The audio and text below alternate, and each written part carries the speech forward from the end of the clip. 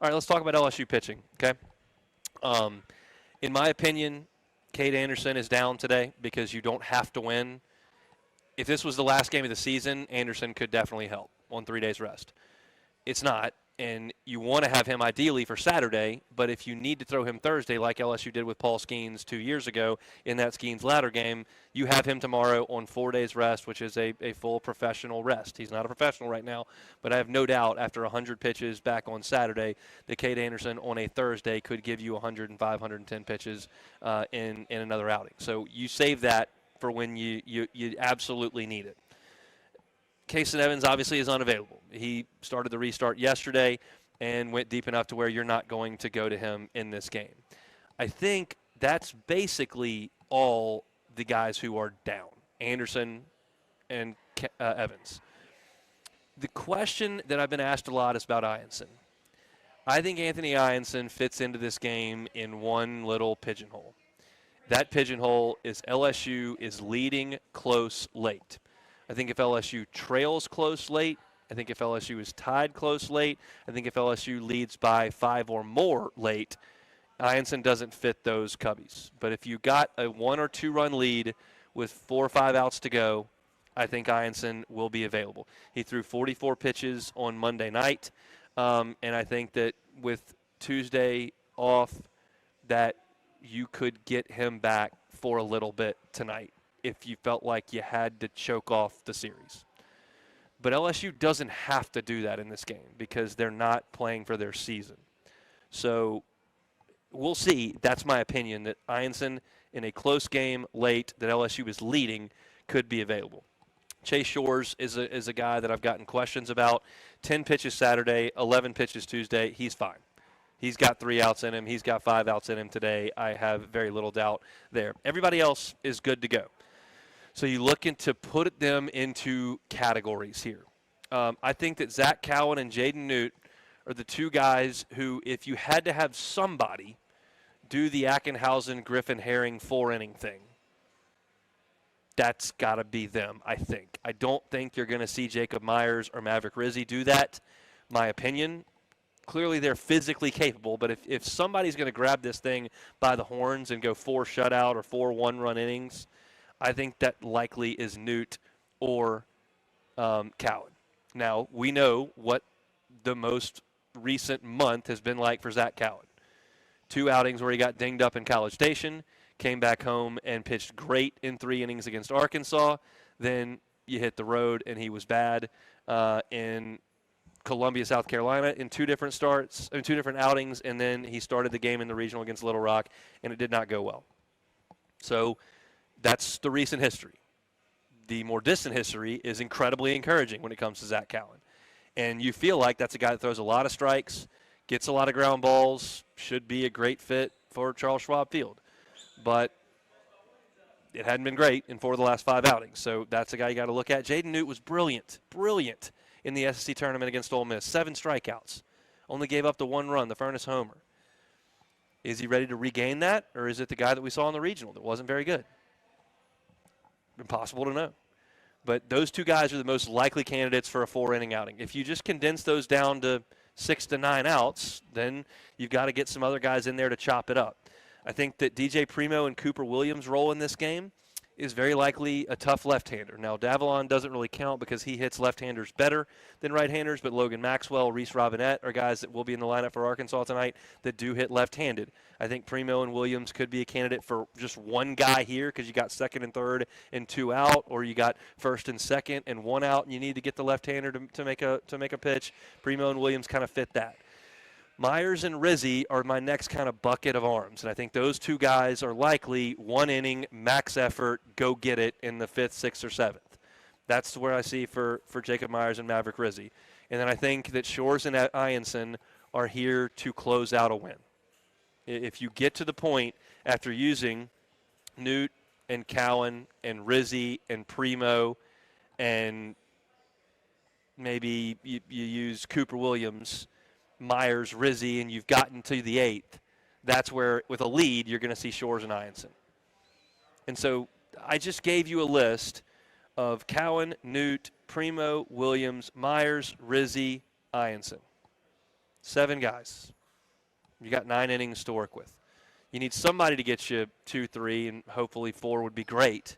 But after that, you got to have a lot of guys on their game. And as I go through that list, that's a lot of talented guys who have in their time thrown the ball great. If I get to Zach Cowan from February, March, April, awesome. If I get to Jaden Noot from Hoover and a couple of those midweek starts where he really threw the ball well and gave you 4 innings, awesome. If I get to Jacob Myers, who dominated Ole Miss in the SEC tournament, awesome. If I get to Maverick Rizzy from the regional opener on Friday after Ianson pitched, he looked sensational there. If I can get Cooper Williams, that's really been around for the last 3 weeks, LSU's in great shape. But by the same token, if I get the Cowan from Columbia, South Carolina, that's trouble. If I get the Jaden Noot from the regional, that's trouble. If I get the Jacob Myers, who walked everybody in sight in the regional, not very good. If I get the Maverick Rizzy, who struggled with the strike zone in the regional, not very good. So they're just Jekyll and Hyde, and that's why they're in this position. But we have talked about this March, April, May. You can't get through the College World Series without some guys stepping up. And LSU has managed to put itself in the best position that the Tigers have been in since 2009. That was 16 years ago. By using Cade Anderson, Chase Shores, Kason Evans, and Anthony Ianson. Those are your trusted arms. That's the 4. The rest of the guys have got to do it now. You got to. It's time. Because if they don't do it tonight and you rely on Anderson to go nuts on Thursday, which could happen, you're probably going to need those guys either Saturday, Sunday, or very much on Monday. But you got to have them at some point. So to me, here's a great time. You're facing Arkansas in this game with no Zach Root and no Gage Wood and no Gabe Gackle and no Aiden Jimenez. So it's time for these guys who are very, very talented, would probably be Coastal Carolina's top reliever. But they're a tick down from the elite guys on the Arkansas and LSU headliner. That's what the battle is from. And again, to put a bow on this conversation from a pitching perspective, you just got to turn it around and go, hey, you know what helps pitchers? When the offense scores 8. And I know that's such an obvious thing to say, oh, you want to win the game? Score a bunch of runs. That seems pretty obvious, but, it's true. You can't expect tonight to win 4-1 like you did on Saturday. You cannot expect Zach Cowan and DJ Primeaux and Jacob Myers and Maverick Rizzy to do to this lineup what Cade Anderson, Kason Evans, and Chase Shores did. It's not realistic. I didn't say it was impossible. It's not realistic. So hit the ball. You did it against UCLA in both sides of that game. Monday night, Tuesday morning, you did it. You got to continue where you picked up and go. I talked about this on Twitter earlier today, but I wanted to refresh memories. LSU will be the home team tonight. That is confirmed. I believe this to be the case. I'm 94% sure this is the case. If it's not the case, I will write it tonight and I will say it again on the air tomorrow because I will be doing my show here tomorrow, weather permitting. If we get another rain delay that pushes us into a morning game, I won't. But assuming that the schedule holds and LSU plays tonight, the only way you play tomorrow is if you lose and you play again tomorrow night. I'll be here doing my show, and if I'm wrong on this, I will correct myself tomorrow for tomorrow. But for tonight, I know I'm right. LSU is the home team for sure.